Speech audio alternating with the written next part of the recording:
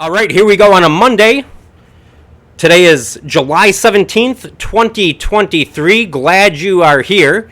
Hard to believe we're more than halfway through the month of July already. This is the Wisconsin Family Podcast. Let's get our normal talk out of the way right away. You can follow along on Twitter at Wisconsin_fam. That's at Wisconsin_FAM. Follow along on TikTok as well. Search for Wisconsin_family. And then, of course, the main hub is YouTube, youtube.com/@WisconsinFamily1. It's just the number 1 at the end of that. youtube.com/@WisconsinFamily1. What a hell of a weekend for the Milwaukee Brewers. You couldn't script a better start to the second half. Number 1, you're playing the Reds, a team that you're chasing in the standings. Well, not anymore. But you come into the second half of the season, a game down from the Reds. You're playing them on the road. They've been one of the hottest teams in baseball. One of the best offenses in the majors. And you come out, you get a sweep on the road, and all of a sudden, you're up in the standings by 2 games. Not only do you get a sweep, but 2 out of the 3 games were shutouts against such a great offense. The other game was a come-from-behind win. And the Brewer offense actually put a little something together. Christian Yelich, by the way. You know, I was putting it on Twitter, but I'm being honest about this. When the Brewers return to American Family Field, if Yelich is still playing the way that he is right now, we need to get the MVP chance going for him. And we need to get that ball rolling. We're in the second half. We're in the final stretch of a pennant race. And honestly, Yelich is playing well enough to win an MVP. He's got to continue the pace that he's on. And maybe even pick it up slightly more. But boy, it sure is good to see him hitting again, huh? Holy cow. And what a difference that makes in the Brewer offense as well. So they score 3 runs in one game. Of course, game 1, they only scored 1 run, and that was all they needed. Because they pitched a couple of shutouts in a row. The Brewer pitching. So for as bad as the offense has been, I mean, obviously, I think we all know this. As bad as the Brewer offense has been throughout many different points in time during this season, the pitching and the defense has been phenomenal. Kind of the antithesis of what the Brewer offense has been. And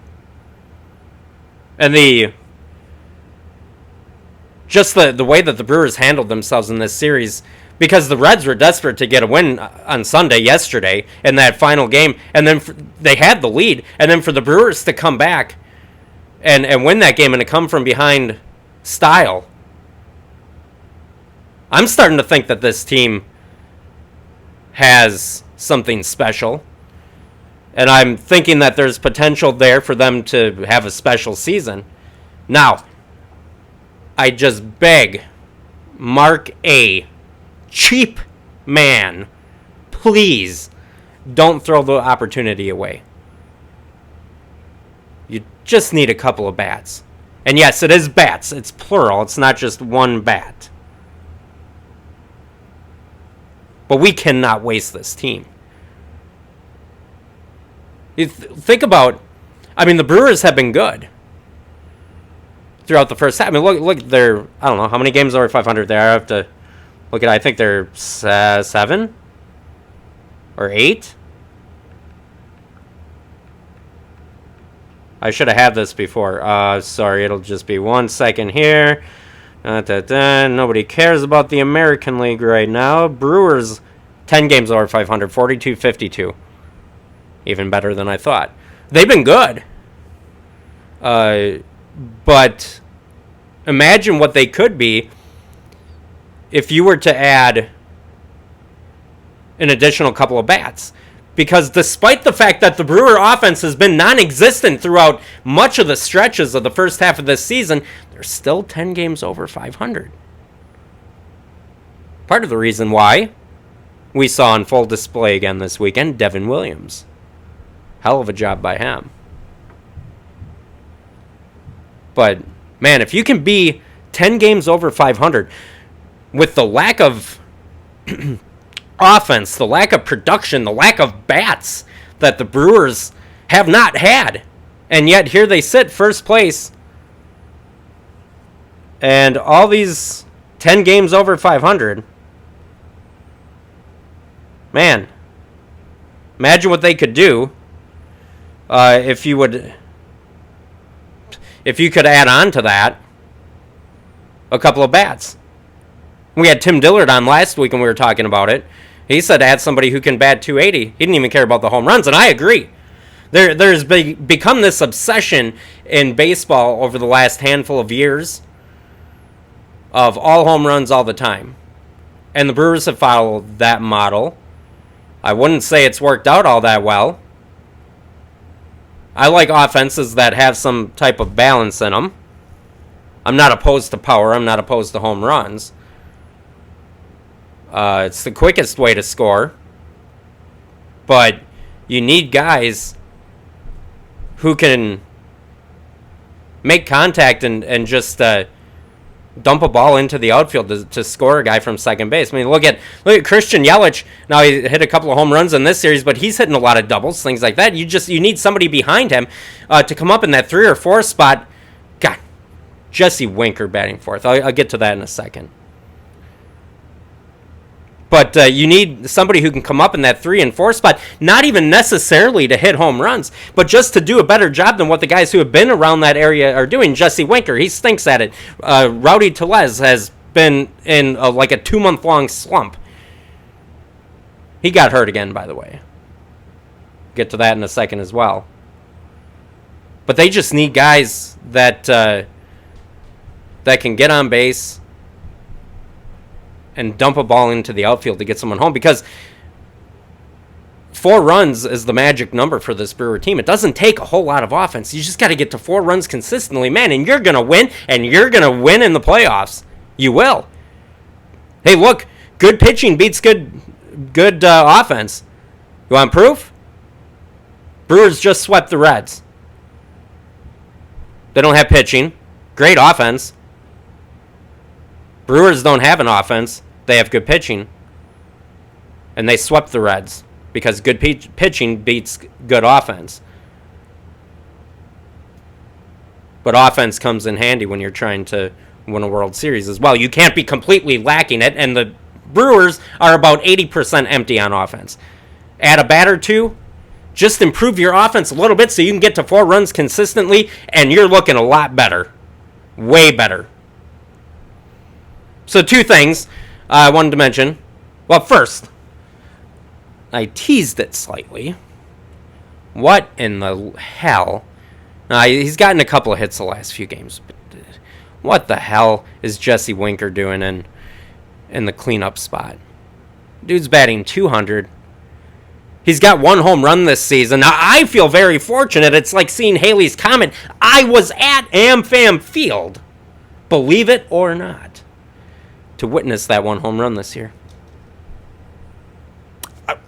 Maybe the highlight of my season. It's rare. It's like a rare autograph. They got to get him out of that spot. I think the Brewers also need to find a first baseman. Now, you had Rowdy Tellez go on the 10-day IL because of his forearm issues, forearm inflammation. But then on Saturday in Cincy, he was out shagging fly balls, got his hand stuck in the padding in the outfield, and ripped his fingernail off. He needs somewhere around 17 stitches to fix that up. So it looks like he's going to be out for at least like 3 to 4 weeks before he's able to come back. But, folks, even when Tellez does come back, I don't see him as an everyday player. He shouldn't be your everyday first baseman. And for goodness sake, see, your lineup shouldn't be bad enough that you have him batting cleanup. On most teams with decent lineups, Rowdy Tellez is like a 7 or 8 hitter if he's an everyday player at all. I still think the Brewers are forcing him into being that, but that's not the point. The point is the Brewers need bats, multiple bats before the trade deadline. One of them has to be at first base / DH. And that kind of, you could work Rowdy Tellez into the lineup some. Jesse Winker's like the full-time DH. Get him out of there. Get a free agent bat that you can put in at a DH or first base or third base and get Winker as far away from this lineup as possible. And then you can work Tellez in at DH. You can work him in at first base. But I don't think, even sooner than when Tellez comes back, I love Owen Miller. I think he may be the best pure ball player. That doesn't mean in terms of skill, talent, and ability, but in terms of pure ball player, Owen Miller may be the most sound ball player on that team. I want him in the lineup. I want him having a role. But as everyday first baseman, I think that's kind of chintzy. That's kind of cheap when you're on a team trying to make a push to the playoffs and to win your division. I think they need to find a first baseman sooner rather than later.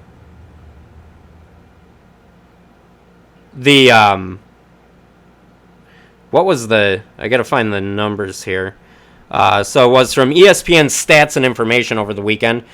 Now this was before yesterday's game with the Reds, but ESPN Stats and Info, the Reds are the first team in the last 130 years with 0 runs and less than 8 hits in a 3-game span. 2 words for you on that. Brewers pitching. Brewers playing them before the All-Star break and coming right back out of the All-Star break. That good pitching beating good hitting, ladies and gentlemen. Don't forget it. Do not forget it. Christian Yelich, yes, we need to start the MVP chance. You know what we need? I'm going to break topics here. Transition professionally into the Green Bay Packers. We're 9 days away from camp. Today we're going to do our position look. Today's going to be, let me just say, maybe the most important position that we're going to be looking at. I'll let you think on what that may be. 9 days, though, away from training camp. Finally.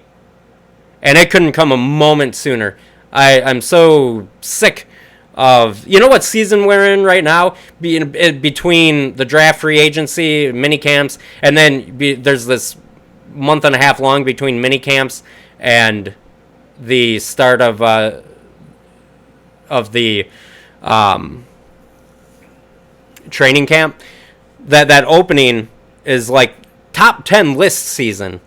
I'm so sick of seeing the top 10 list. We need to get football going so that we have some real actual content to speak about and some real stuff rather than obscure lists. But some of these lists are a bit ridiculous, especially when they're done by NFL executives, coaches, scouts, and players. And you have lists like the one from, I think it was from ESPN. Whatever it was, did not include Aaron Jones in the top 10 of running backs. Just ridiculous. Nuts. He is a top 10 running back. But we need to get through with these lists. One thing that I did find interesting, not surprising though, one of the lists, and I know this one was ESPN, this list was released today, and that leads into our countdown to training camp starting, and our position that we're looking at today is quarterback. So let me start by saying this. So the ESPN article that came out today, top 10 quarterbacks, it didn't include any quarterback from the NFC North. Now, that's not surprising. When it comes to Jordan Love, hey, you know what? Some people say, even Packer fans say, I think Jordan Love is going to suck. I'm not sure what you're basing that off of. Maybe you're just a big fan of Aaron Rodgers and your feelings are hurt. I don't know. But if you're a Packer fan who says, Love isn't going to be any good, Yeah, well, guess what? Division is still wide open because take a look around. All the quarterbacks in the NFC North are not very good. The Bears have a running back at their quarterback position. And there's no reason why Jordan Love this year, right now, could not be as good as Kirk Cousins or Justin Fields or Jared Goff. You tell me why Love could not be any of those guys.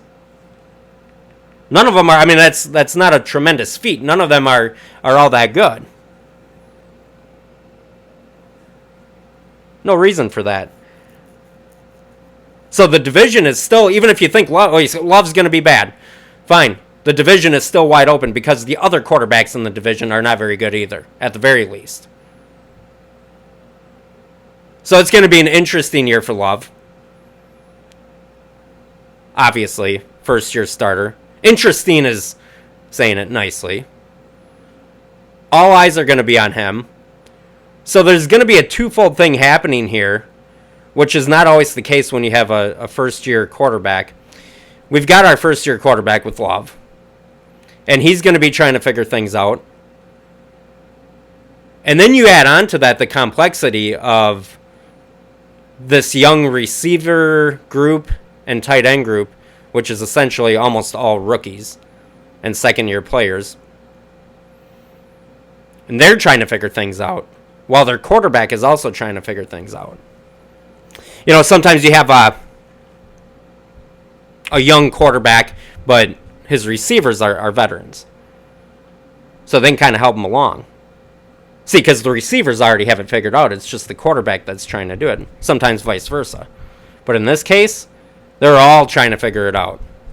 Except for the offensive line, which is key. Because everything starts in the trenches. I'm a firm believer in that with football. Plain water today. That's it.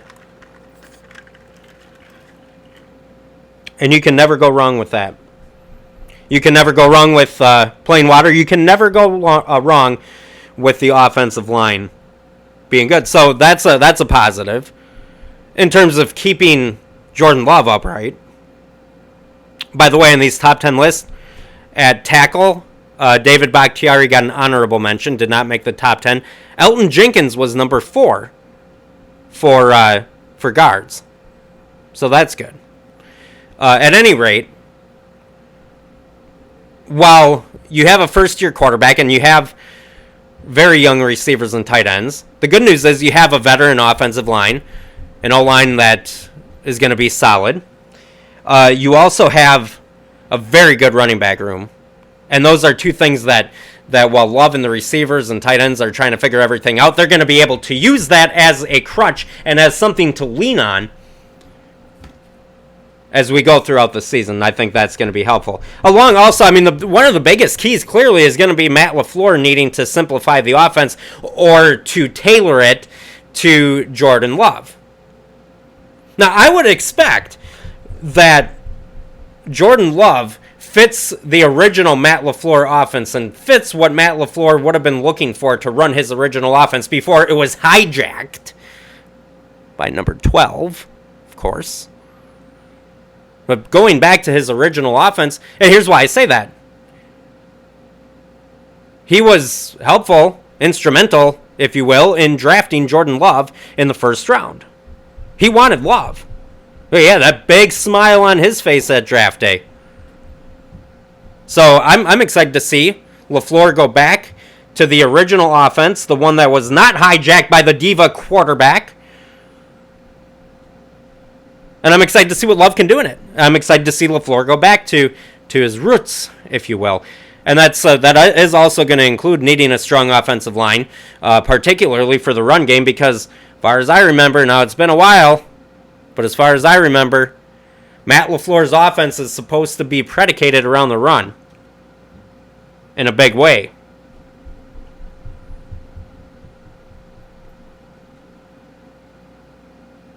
Again, if you want to follow along on Twitter, you can do that. At Wisconsin_fam. That's at Wisconsin_FAM. And follow along on TikTok, Wisconsin_family. And that's at Wisconsin_family. And then YouTube. Go and subscribe. Tell your friends about it, if you would.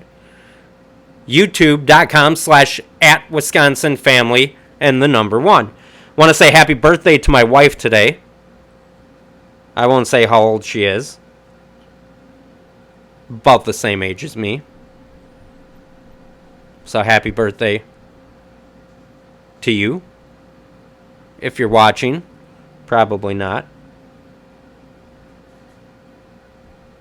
Yeah, one other note here on the Brewers, and then I have a comment that I need to get to here as well. So this was I'm going to jump Brewers Packers here. This is just sickening to kind of look at. When you're playing the Reds, and we mentioned that they have such a good lineup, they have Spencer Steer, and he's got 14 home runs, and he's batting 7th in their lineup. Jesse Winker's got 1. And he's batting 200, and he's batting 4th in our lineup. Ha! So top that, right? TikTok comment to get to here. Let me find it. This was in regards to the Packers and in regards to Jordan Love. One of the comments we got says, Jordan Love has the worst weapons in the division, hands down. You know deep down you're not winning anything. Well, I don't know that. I do know that the Lions got a couple of guys. I mean, the Vikings have the best weapons. If you're talking wide receivers, tight end type stuff. Lions are the most talented team in the NFC North, but the Lions are the Lions. Ladies and gentlemen, I can't help but tell you this. The Lions are the Lions. I'm not saying they can't win. They're betting favorites, and they should be. But you always got that. You got to keep it in the back of your mind that the Lions could just blow it. Because they're the Lions. And that's what I'm relying on, personally. And I don't know if I trust Dan Campbell. He's a big rah-rah guy. I mean, hey, don't get me wrong. They kicked our ass. But I'm just saying, I don't think anything... The Packers had the best running back duo in all the NFL.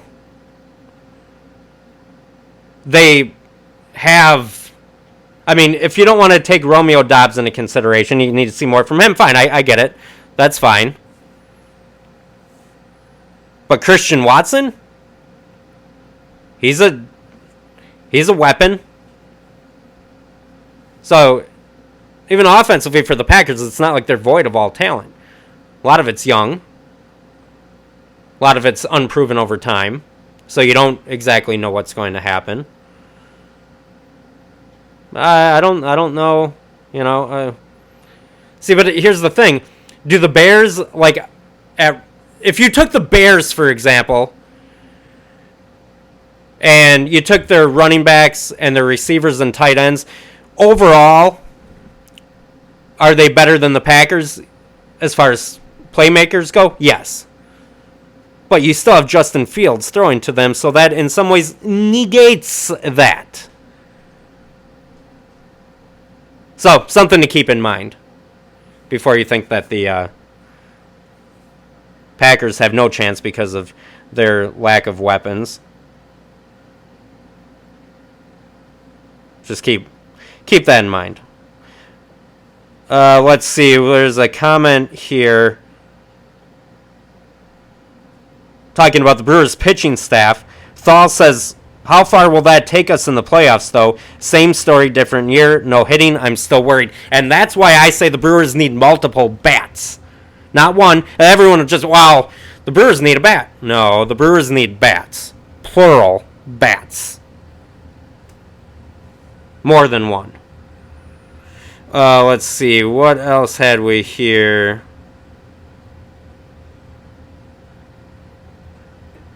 because I said that I am starting to believe that this Brewer team is capable of doing something special. Fred says, weren't you just bitching about them 1 week ago? No, Freddie, oh boy. I was bitching about them yesterday. I am allowed to bitch about them and also think that they are capable of something special. Doesn't have to be all one thing all the time. I'm allowed to point out bad. And I'm allowed to say certain things like the Brewer offense. I don't care what anyone says. Brewer offense is bad. That's why they need to add bats. It doesn't mean, though, that they couldn't be something special, because the fact that they have the lack of bats and void of almost all talent on offense, yet here we are, first place. So, yeah, they could be something special. I think that is special to be as bad as they've been on offense and still be in first place, still be 10 games over 500, still be fighting. Give a lot of credit to Craig Counsell for that. But that doesn't mean that I can't say the offense is bad, because they are. All right, that's going to wrap things up here today. Just a couple of those comments I wanted to get to. Again, follow along on Twitter, Wisconsin_fam, at Wisconsin_FAM, YouTube.com/@WisconsinFamily1. And then on TikTok, Wisconsin_family. We'll see you back here tomorrow on a Tuesday. Have a great night, everyone.